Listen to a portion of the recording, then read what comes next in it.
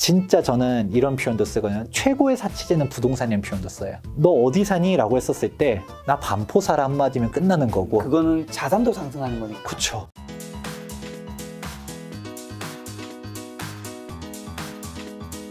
자, 그럼 우리가 투자하려면 그 전에 어쨌든 시드 모을 때 이 소비는 어쨌든 좀 줄여야 되잖아요.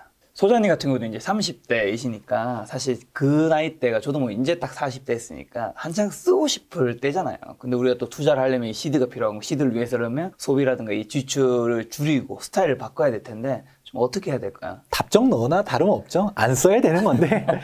근데 저 같은 경우는 약간 저는 일반적이진 않겠지만 네. 저는 좀 예전부터 뭔가 경제관념에 대해서 뭔가 명확한 생각이 좀 있었었고 뭐예요? 돈을 갖다가 그렇게 막 쓰기보다도 모아야 된다라는 생각을 대학생 때부터 했었던 것 같아요. 네. 그냥 돈을 모으고 뭔가 막 그냥 뭐가 막 쓰려고 했을 때 먹는 것도 저기 막 우리 그 솔직히 대학생 때 그랬잖아요. 돈이 없으니까 저기 좀 막 스테이크 저기 뭐 무한 뷔페 야 저기 막 1인에 얼마 이런데 막 저는 그 당시에 벌써 한 15년 전 정도니까 그때 막 한 바구니 한 바구니랑 한 바구니에 그 곱창 1인분에 뭐 3,000원, 1,500원 진짜 그때 그 시절이 있었거든. 맞아요. 막 그런 식으로 하고 이거 지금이야 많이 여유로워졌고 네. 그러지만 사실 뭐 저희 가족이 그렇게 막 여유 있어 본 지가 얼마 안 됐어요. 네. 항상 막 투자도 공격적으로 하다 보니까 이자 내기 급급하고 뭐 자산이야 많다라고 해도 막 항상 힘들고 그걸 또 오히려 다주택자들이 경기에 정말 민감해요. 왜냐면 이자 내는 거는 어마어마한데 이게 꺾인다라고 해요. 남들은 한 채 이게 떨어지면 일단 안 되지만 한 채면 1억이 떨어져요. 그걸 떨어지면 1억 떨어지고 끝이잖아요. 뭐 물론 그러면 안 되겠지만 그래도 다주택자다. 그럼 곱하기 n이잖아요. 그냥 다 날아가기 때문에 그래서 그런 부분들도 막 완전 풀베팅 이런 식으로 간 거였다 보니까 애초에 삶이 그렇게까지 여유로워 본 적이 별로 없지만 근데 여유로워져도 달라지는 건 없더라고요. 삶의 패턴이 항상 똑같다 보니까 습관이 만들어졌으니까. 뭐 저는 차도 별로 관심 없고요. 네. 뭐 이런 얘기 해도 되는지 모르겠지만 저 소나타 타고 다니고요. 시계도 별로 관심 없고요. 먹는 것만 조금 그나마 이제 부유해지니까 조금 달라진 건 예전처럼 막 식당 가서 가격표 보고서 막 이러지는 않는다 정도. 그래 우리도 뭐 한번 분위기 좋은 데서도 먹어보고 이제 그럴진다가 그나마 이제 제 소비 패턴이 달라지는 거지. 뭐 제가 명품을 사는 것도 아니고요. 뭐 별로 돈이 있어도 안 쓰는 습관이 이미 길들어진 사람들은 돈이 있어도 사실 쓰는 것도 능력이더라고요. 쓸 줄도 몰라요. 그러면 시드를 모으시는 분들한테는 이미 답은 정해져 있다. 네. 그런데 이거는 사실 조언이 안 되잖아요. 네네. 이제 제가 그랬다라는 거지. 여러분들 같은 경우는 좀 그런 식으로 돈을 모으려고 하면 일단 최대한 절약을 해야 되는데 그러면 일단 소비 패턴부터가 사실 결정되긴 해요. 저도 이런 말은 뭐냐 제 친구들 보다 보면 진짜 막 대기업 다니지만 많이 버는 만큼 또 쓰는 친구들이 있어요. 맞아. 돈을 못 모으고 월급 뭐 200 이렇게 모은다 하더라도 생각보다 야 너 벌써 몇천 모았어 하는 친구도 있고 똑같은 기간이지만 그게 전혀 다른 거거든요. 그러니까 약간 남의 보여지는 거에 너무 신경 쓸 필요는 없다는 얘기들을 해요.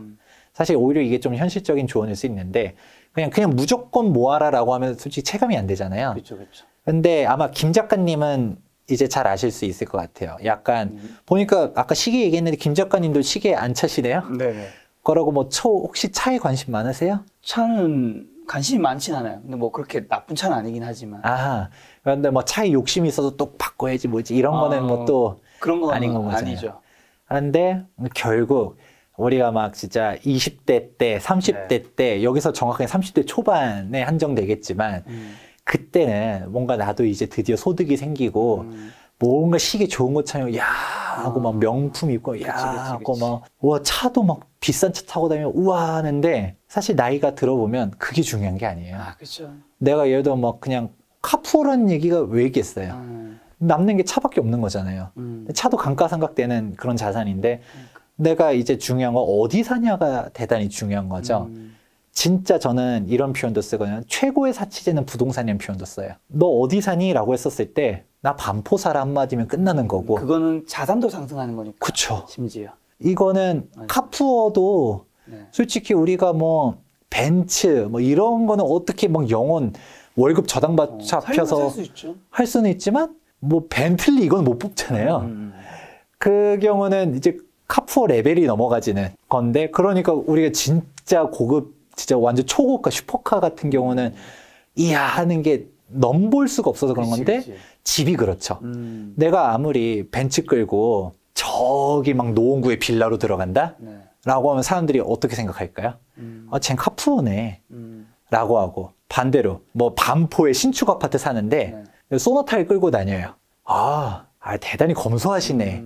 이미지가 네. 이제 잘 모를 때는 뭐 그냥 시계 좋은 거 차고 겉보기, 왜냐면 그런 식으로만 가는데 맞아. 나중에 가게 되면 진짜 막 이제 결혼도 생각하게 되고 그쯤 되면 이제 집은 현실이잖아요. 그쵸. 그러면 결국 어디에 이제 터전이 마련되어 있느냐, 그런 거를 좀 생각하는 게, 빨리 깨닫는 게 전 중요하다는 얘기들 해줘요. 그러면 이제 제가 아까 뭐 돈을 아껴야 된다라고만 했었을 때 솔직히 힘들잖아요. 그렇게 하면 공감대가 잘 안 되고, 당장 옆에 있는 뭐 누구 동기는 막 누구 뭐 시계 막 멋진 거 차고 그러니까. 뭐 1,000만 원짜리 뭐 시계 차요. 그러면 내가 1,000만 원 없는 거 아닌데? 내가 이렇게 힘들게 있어야 되나? 그냥 한번 나한테 주는 선물 한번 해볼까? 맞아. 내 연봉이 얼만데? 이렇게 생각해버리면 솔직히 시계만 바꾸겠어요? 그러니까. 하나씩. 하나 바꾸면 딴 거 바꿔. 옷을 바꿔줘야 되고. 그렇죠. 구두 바꿔줘야 되고. 그렇죠. 그렇게 되면 밑도 끝도 없고 뭐 차 막 맞아. 그렇게 하고, 그러면 이게 하나부터 네. 사소한 것부터 이제 맞아. 막 티끌모아 태산이란 말이 괜히 있는 게 아니잖아요. 그렇게 막 우리가 돈을 모으려고 하면 그 목표를, 우리가 욜로 하는 거를 갖다가 뭐 욜로가 꼭 나쁘다라고 얘기하지는 않지만 우리가 욜로 하다 골로 간다는 얘기도 하잖아요.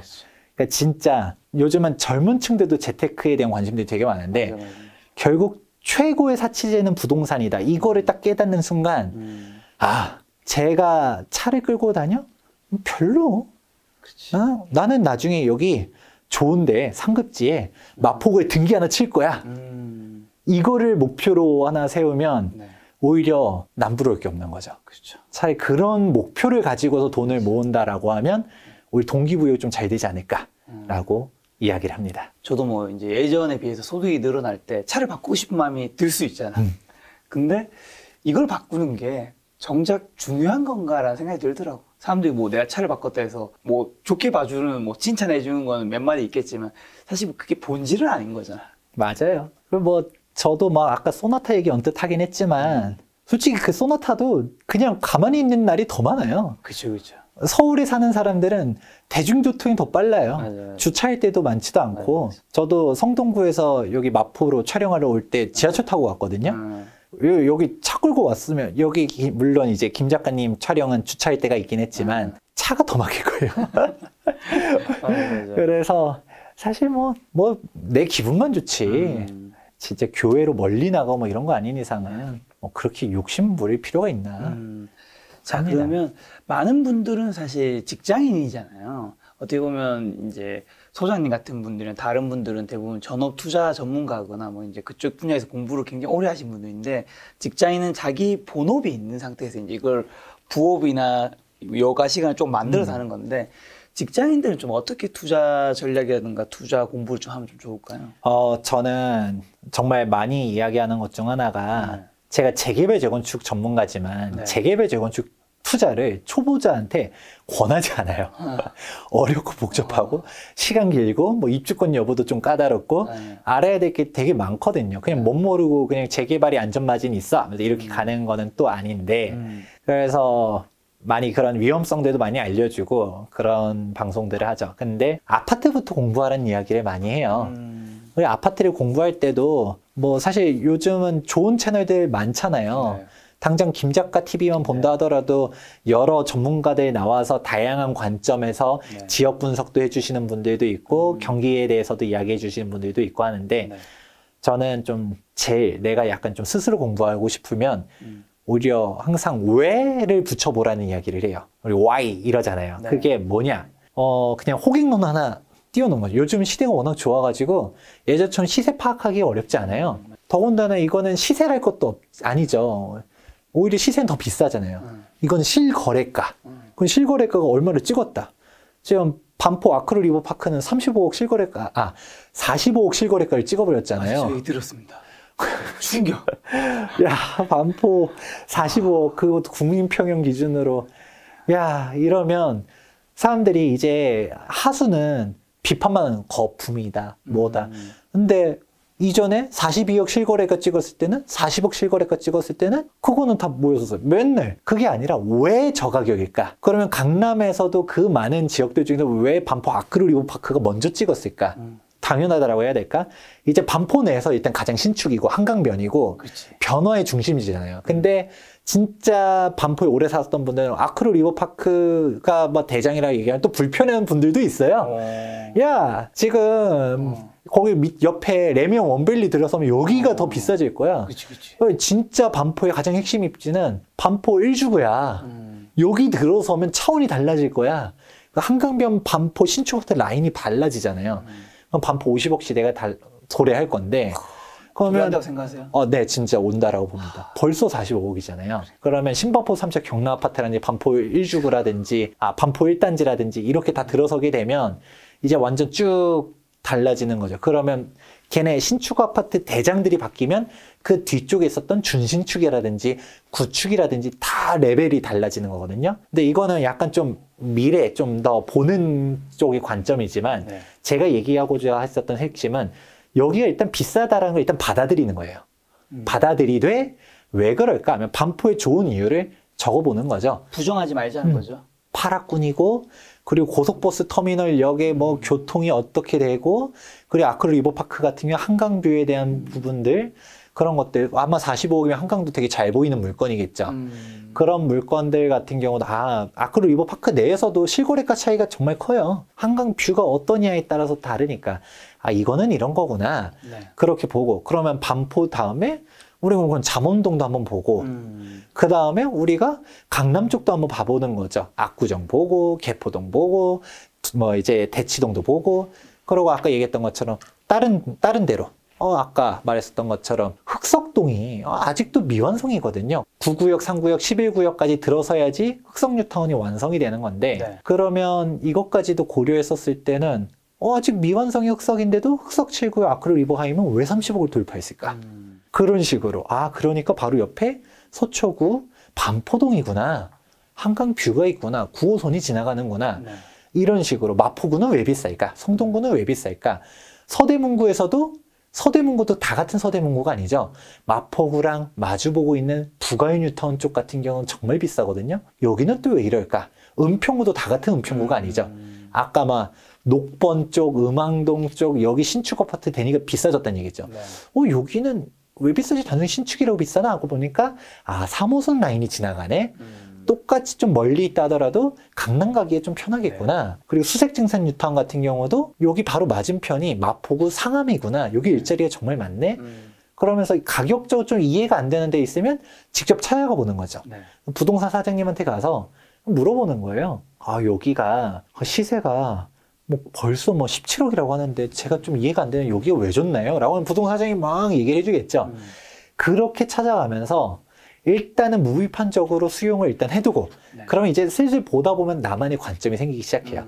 그러면 이제 입지 분석이 이제 돼가는데 남들 다 말하는 학군, 교통 뭐 이런 거 다 중요한 요소긴 하지만 사실 여기에서도 우선순위들이 다 있어요. 그러면 이제 내가 직접 가격대를 보면서 이제 걸러 나가지기 시작하는 거죠. 나만의 기준점 세울 때 네. 사실 우리가 바텀업, 탑다운 얘기하는데 위에서 내려오는 거 우리가 강의 보고 뭐하고 하면서 오는 것도 있죠. 뭐 사실 깨어롱보 해도 되는지 모르겠지만 제가 클래스 101에서 아파트 투자 어떤 식으로 해야 되는지 네. 입지 분석 쭉 강의한 것도 있었었거든요. 50편 넘게 한 게 있는데 책 쓰려고 만들어 놓고서 정작 책은 못 쓰고 있고 근데 그런 식에 대해서 아까 말했었던 어떤 식으로 접근해야 되는지부터 해서 입지는 어떻게 보는지 한 것도 있는데 그거 보는 것도 방법이겠지만 사실 돈 쓰면 살 필요 없어요. 그게 아니라 그냥 내가 바텀업으로 가는 거죠. 네. 이제 상향식으로 움직이게 되면 내가 바닥에서 일단 가격을 무편적으로 보고 그러고서 지도를 보는 거죠. 우리가 임장 활동이 중요하다는 이야기 하는데 사실 임장은 별로 중요하지 않아요. 이렇게 얘기하면 사람들이 뭐야? 라고 할 수 있는데 먼저 대부분의 정보들은 요즘 워낙 잘 오픈돼 있다 보니까 지도를 많이 보는 훈련이 돼 있어야 되고요. 지도를 많이 보고서 일단 내가 정보를 어느 정도 숙지하고서 그 다음에 현장 가서 확인을 하는 거예요. 분위기가 이렇구나. 제가 말만 들어봤거든요. 대구 수성구가 뭐 좋다란 얘기는 많이 들어봤지만 그 제가 대구에 한번 내려갔었을 때 올해 중순이었나? 그때 대구를 제가 처음 내려봤어요. 그때 대구 가가지고 그냥 택시 타고 한번 쭉 돌았거든요. 수성구에 진입하는 순간 분위기가 다르더라고요. 그 달구벌대로 맨날 말만 들었지 달구벌대로가 뭐야? 뭐 범어 내거리 하면서 막 이제 범어 사거리? 이쪽 같은 경우 뭐야? 그러면서 했는데 가보니까 진짜 다르고 수성구 학원가가 대단하다 했는데 대치동에는 또 다른 느낌이에요.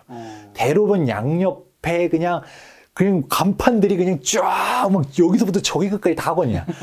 야 이거 대치동이랑 진짜 느낌이 또 다르다. 여기가 오히려 서울은 좀 분산돼 있잖아요. 목동도 있고 대치동도 있고 이제 중계동도 있고 그런데 대구는 딱 수성구 거기 학원가잖아요. 그래서 더 그런가? 여기 더 대치동보다 더 큰 느낌인데? 란 느낌도 들 정도로 거기는 이제 좋은 건 일단 알았어. 학원이 되게 잘 돼 있는 것도 알았어. 근데 이걸 직접 가서 느끼는 느낌은 또 다른 거거든요. 그런 거를 다 안 상태에서 확인하러 가는 거지. 제가 이런 걸 모르고 그냥 가봤어요. 택시 탈 때 핸드폰만 보고 가는 거죠. 뭐 창밖을 봐도 그게 이제 제가 그런 거를 물어보니까 택시 기사님이 막 얘기하네요. 여기부터 학원가예요. 딱 얘기해 주는 거예요. 그럼 간판들이 이제 확 달라지네라는 게 느끼면서 보니까 학원이 여기 좌우로 다 여기 끝부터 저기 끝까지 다 학원이네? 이거를 못 느끼면 그냥 간판이지 우리가 간판 이름을 봐요? 그거예요. 그래서 우리가 입지 분석, 임장 활동 물론 되게 중요해요. 근데 그 김 작가님도 지금까지 이제 40이라는 이야기 했지만 그동안 다녀본 지역들이 정말 많을 거예요. 근데 이거를 부동산적인 가치적으로 인지하면서 바라보지 않았으면 뭐 그냥 여기가 맛집이 있대 막 이런 것만 생각하지 여기가 이렇게 비싸질 동네인지 전혀 모르죠. 이제 그런 거나 다름없어서 무작정 다니다 보면 또 이제 눈에 보이는 것도 있지만 그러려면 발품 파는 게 너무 어렵잖아요. 근데 손품 파는 게 더 빠르다는 거죠. 그냥 컴퓨터, 지도를 많이 보고 검색이 요즘 잘 돼 있으니까 그 유튜브만 본다 하더라도 좋은 강의들 많으니까 그렇게 공부해봐라 라고 이야기합니다. 그렇게 공부해서 이제 손품 팔아가지고 좀 그런 걸 보는 기술을 익혀놓고 그 다음에 확인하러 가는 게 좀 좋다. 자, 그럼 마지막으로 이제 2030 세대 분들을 위해서 재테크 조언 딱 한 가지만 올해 이제 2021년 김 작가 TV에서 촬영 마지막인데 조언 딱 한 보따리만 주고 가신다면.